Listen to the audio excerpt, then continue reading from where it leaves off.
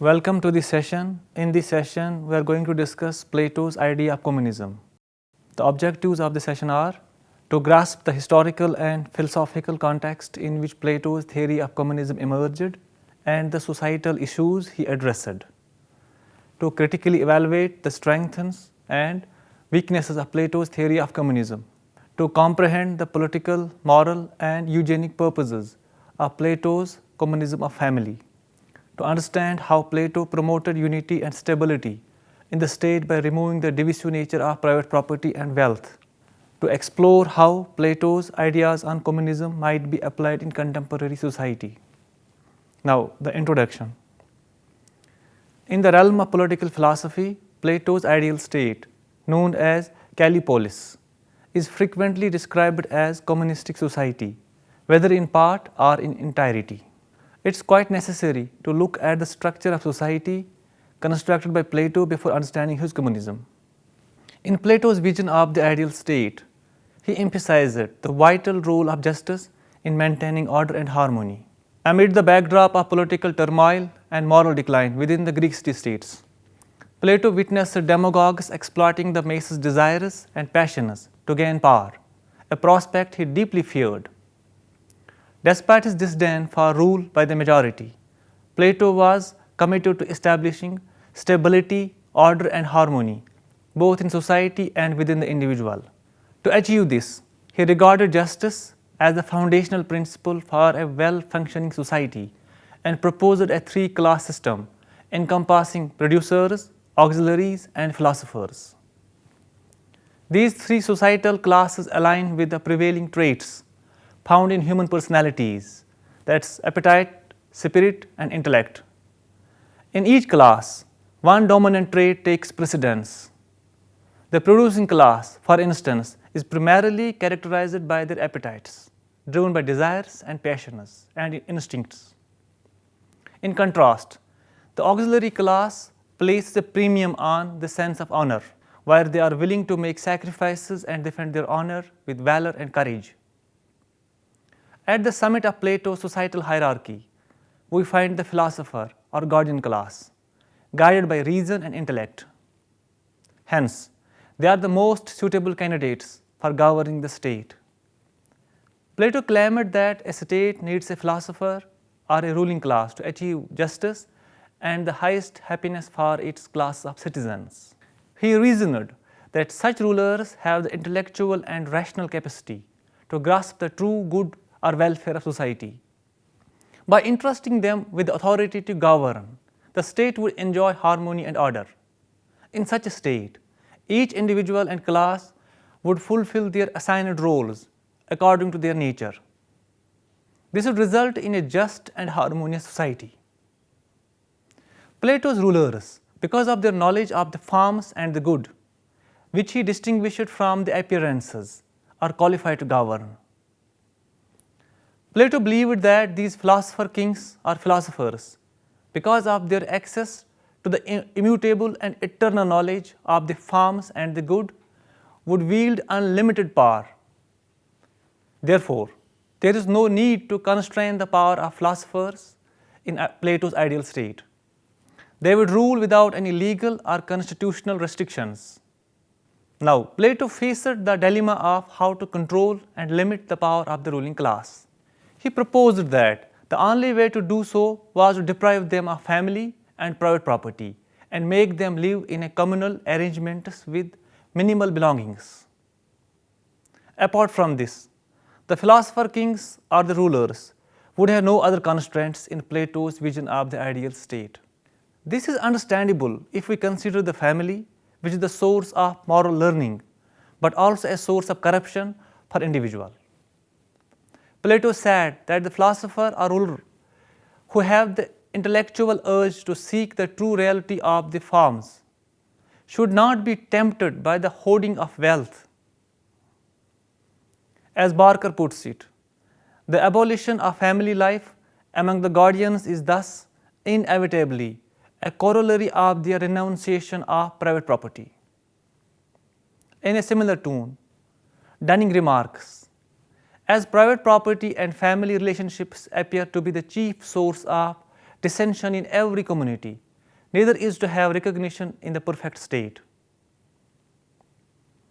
Communism of property.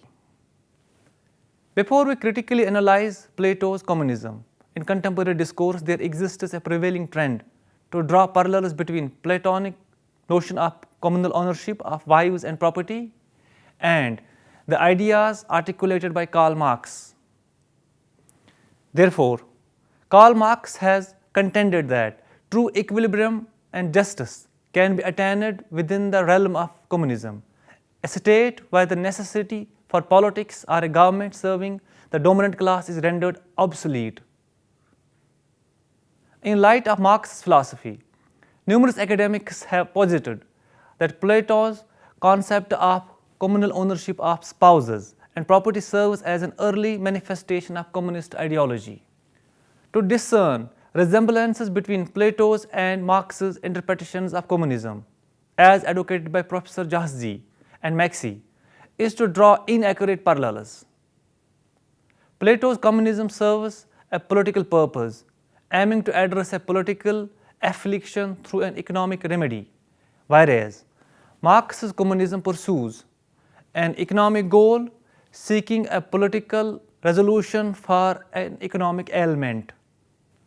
Plato's communism is constrained to just two classes, the rulers and the auxiliaries, while Marx's vision of communism extends to encompass the entire society. The foundation of Plato's communism, specifically in terms of property, is rooted in the allure of material possessions and possesses an individualistic essence, whereas Marx's framework is founded on the proliferation of societal ills stemming from the accumulation of private property. Plato advocated for the abolition of private property for the philosopher kings and the soldiers. He worried that owning property would make them self-interested and distract them from serving the public good. He therefore denied the two ruling classes the right to own anything. Sabine quoted Plato as saying, "The only remedy for rulers' avarice is to forbid them to have any private possessions." Plato argued that the rulers should not have any property because it would erode their virtue, which was the key quality of the ruling class. Plato argued that the soldiers should not have private property because it would distract them from their patriotic duty of protecting their homeland from foreign enemies. He also feared that the lure of property would make them morally and culturally inferior. He thus emphasized the need for soldiers to share everything in common. Plato remarks, "The philosopher kings and the military class should not possess any private property, because property breeds selfishness and conflict of interests. Renunciation of property will ensure full devotion of rulers to state duties." There is no doubt that Plato allowed the majority of people in the ideal state, such as the producers, to own property and have families, recognizing that family was a source of joy and satisfaction for them. But Plato also knew the dangers of family.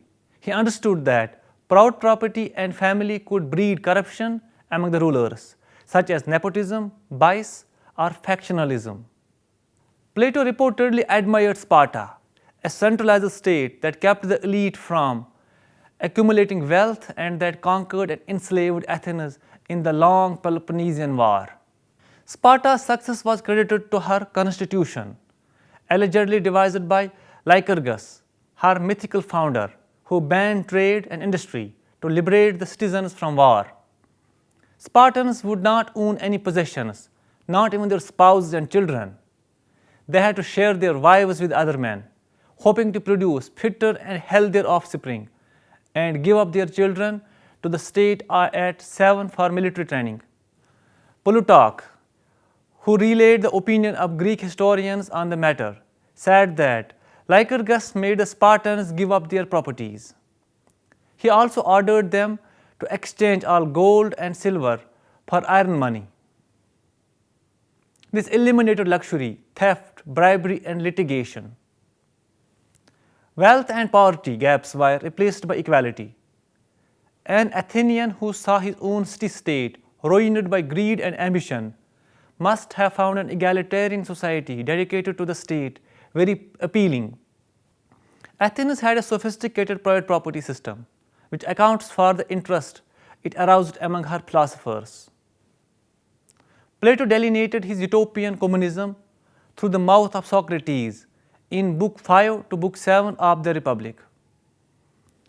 Referring to contemporary political upheavals, Socrates says, such differences commonly originate in a disagreement among the use of the terms of mine and not mine, his and not his, and is not that the best ordered state in which the greatest number of persons apply the terms mine and not mine in the same way to the same thing?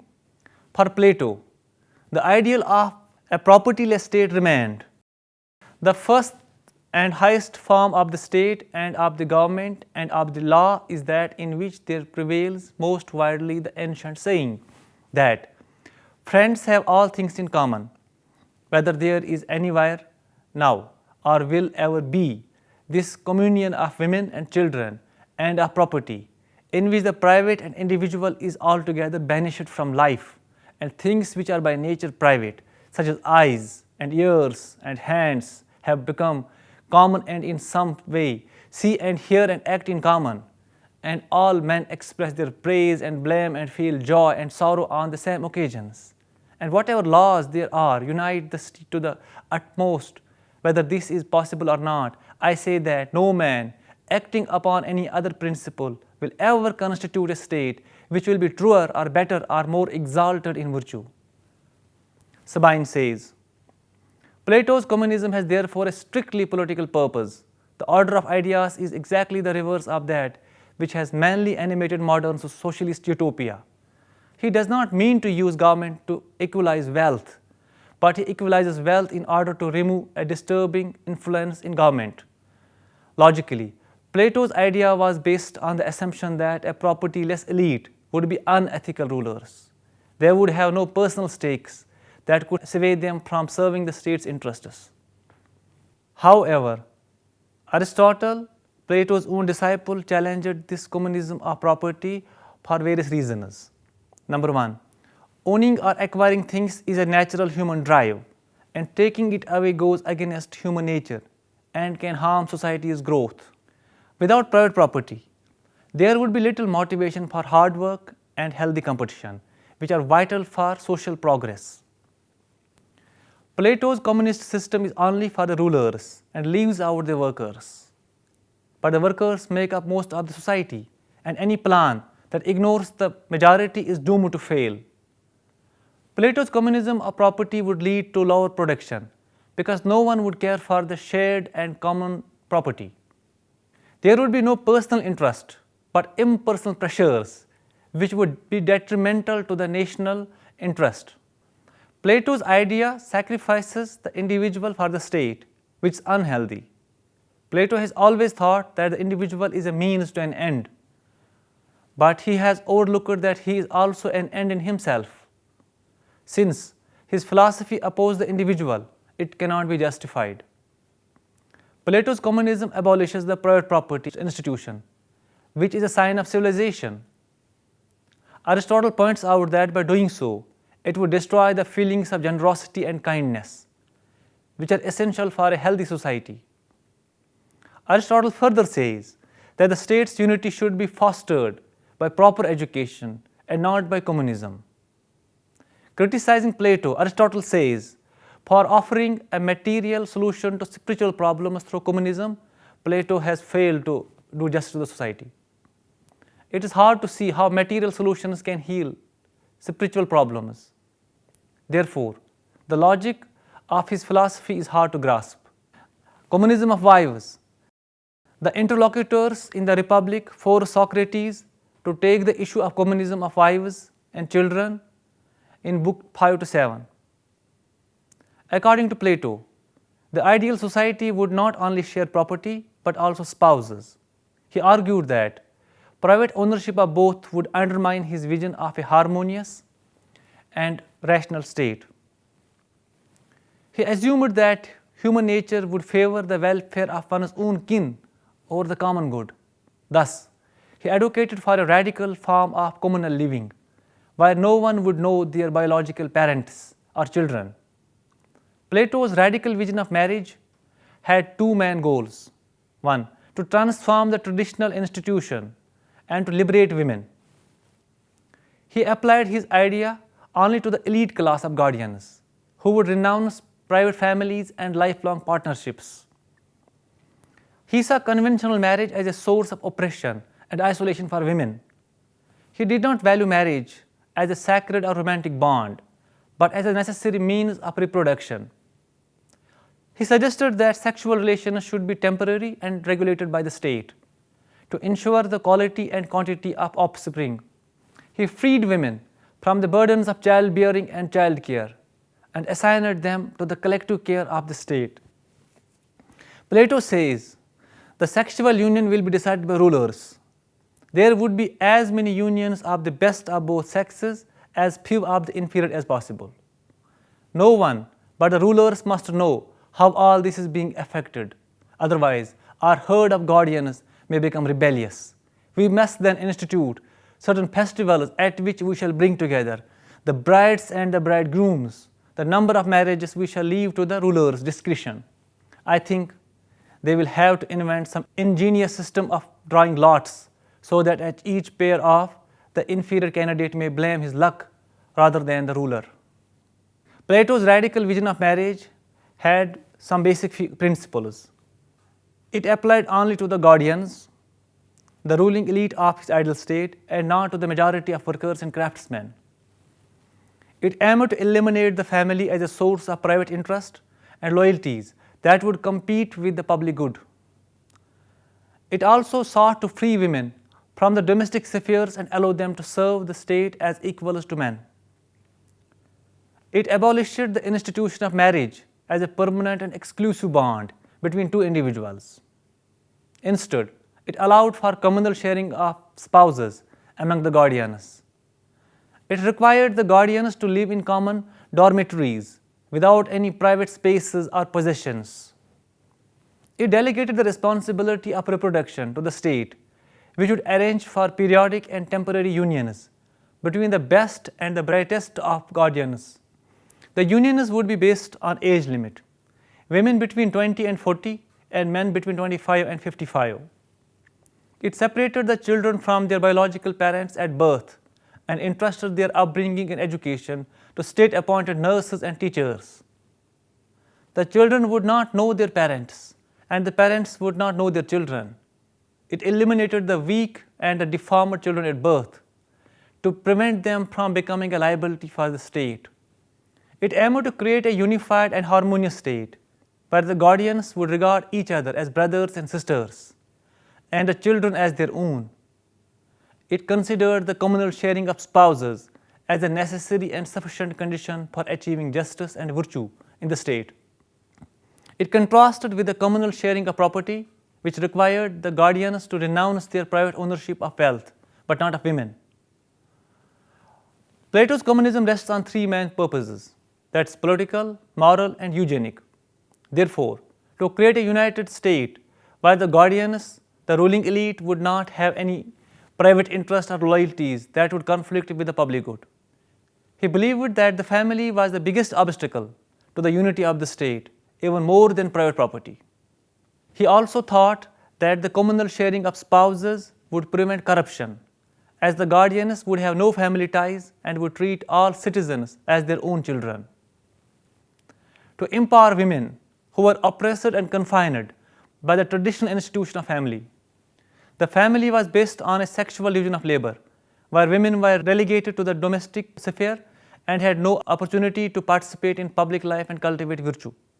The communal sharing of spouses would liberate women from the drudgery of home and allow them to use their talents for the benefit of the state and society. To improve the race by regulating the system of reproduction. He argued that the state should select the best and the brightest of the guardians to mate and produce offspring. He hoped that this would enhance the quality and quantity of the Greek race. Ernest Barker sums up the purpose of Plato's communism in these words: Plato's scheme has many facets and many purposes. It's a scheme of eugenics. It's a scheme for the emancipation of women. It's a scheme for the nationalization of the family. It's a means to secure a better stock, greater freedom for women, and for men to develop their highest capacities, a more complete and living solidarity of the state or any state, of the rulers of the state. Conclusion. Plato's radical vision of communism was not a utopian dream, but a pragmatic solution to the problems of his time. He saw the family and property as the main source of corruption, conflict, and inequality in the society. He proposed a system of communal living where the ruling elite of philosophers and warriors would share spouses and wealth and devote themselves to the service of state. He also aimed to empower women, improve the race, and create a harmonious and rational state. His theory of communism was a bold and controversial attempt to redefine the concepts of justice and virtue. While drawing a critical assessment of Plato's theory of communism, one can comprehend that his radical vision of communism was reserved only for the guardians, the ruling elite who wielded immense power without any legal or constitutional limits. He wanted them to renounce their private property and family so that they would not be tempted by greed or self-interest. He believed that the guardians should seek true knowledge and find joy in the well-being of others.